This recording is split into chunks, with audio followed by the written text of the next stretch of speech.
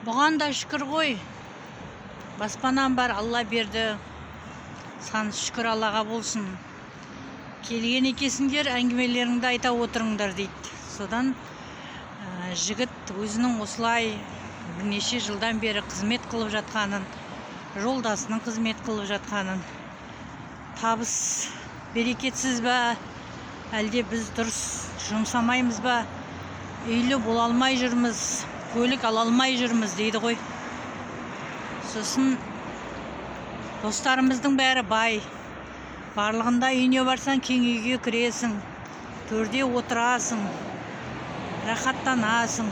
Үйге келсек тар, үйде өзіміздің жататын бөлмеміз де тар. Сонымен қонақ шақыруға да ұяламыз. Жағдайымыз бір келіспей-ақ қойды-ау. Соған не істеуге болады ата? Ақылыңызды айтыңызшы.